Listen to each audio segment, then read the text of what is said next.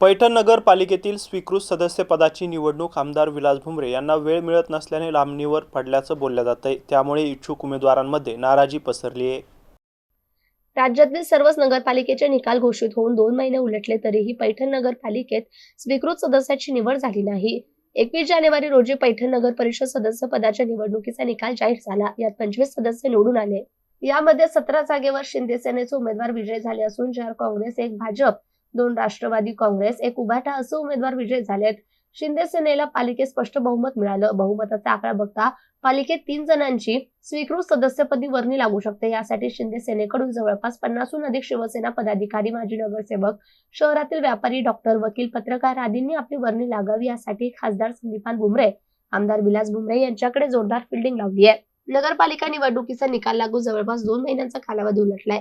राज्यातील बहुतांश नगरपालिकेत स्वीकृत सदस्य निवडले गेले, मात्र पैठण पालिकेत अद्यापही निवड प्रक्रिया झाली नाही। या निवडीसंदर्भात पैठणचे आमदार विलास भुमरे जो निर्णय घेतील तो निर्णय अंतिम राहणार असल्याने संपूर्ण शहराचं लक्ष भुमरे यांच्या निर्णयाकडे लागलंय।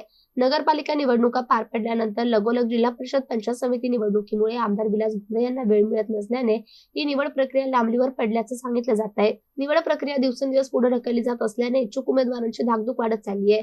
या पदासाठी इच्छुकांची संख्या अधिक असल्याने कुणाच्या पदावर वर्णी लागते याकडे संपूर्ण तालुक्याचे लक्ष आहे। गौतम बनकर, MCN न्यूज, पैठण।